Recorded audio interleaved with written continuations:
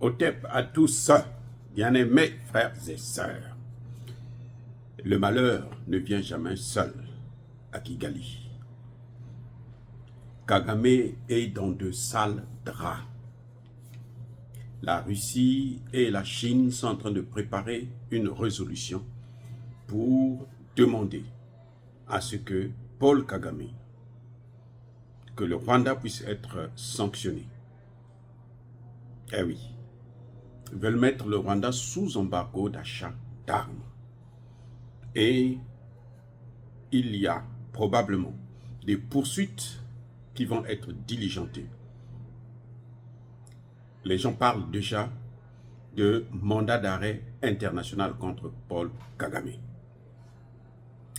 Eh oui, c'est terrible. Le nouveau ministre de la Justice congolais est un avocat de carrière, un battant qui avait déjà commencé à chercher justement à poursuivre Paul Kagame au niveau de la Cour pénale internationale. Mais le dossier n'avait pas abouti parce qu'il était seul. Et maintenant qu'il est ministre de la Justice, en tant que membre du gouvernement, il peut aller au nom du gouvernement congolais porter plainte contre Paul Kagame. Le malheur ne vient jamais seul. Dans la journée d'hier, de jeudi à vendredi, près de 300 soldats rwandais, ougandais sont morts dans l'est du Congo démocratique, au nom des M23. Il y a même des Kenyans d'ailleurs. Alors, que fait Kagame? Kagame interdit aux familles de faire le deuil de leurs enfants morts en RDC, pour ne pas attirer l'attention de la population, pour ne pas que les gens sachent qu'effectivement, les Rwandais sont en train de mourir en masse. C'est interdit, absolument interdit. Donc, on les enterre déjà en RDC, et puis les familles n'ont pas le droit de pleurer. Voilà ce que Paul Kagame est en train de faire en RDC. La situation est devenue très compliquée, très complexe pour M. Paul Kagame. Vous savez, il y a une fin pour tout.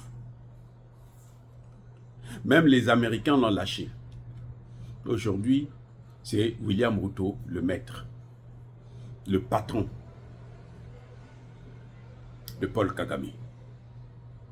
C'est pour ça qu'on l'a vu faire une tournée en Afrique de l'Est, parce qu'il veut mobiliser les autres présidents de l'Afrique de l'Est pour dire que c'est maintenant moi désormais qui suis le patron et que vous devrez me céder le passage pour aller attaquer Tshisekedi depuis même la capitale.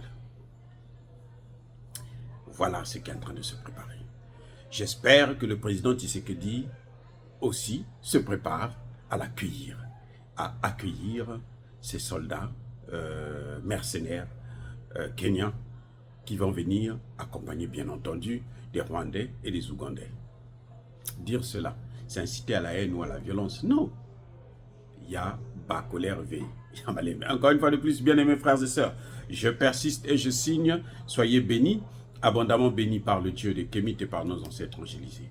Mais que tous ceux qui persécutent le continent africain, le pillent et le déstabilisent, qu'ils soient noirs, blancs, chinois, arabes, juifs, indiens ou qui qu'ils soient punis, maudits, foudroyés, neutralisés, écrasés, effacés par le Dieu de Kémit et par nos ancêtres angélisés. Vive l'Afrique éternelle. J'ai dit et j'assume.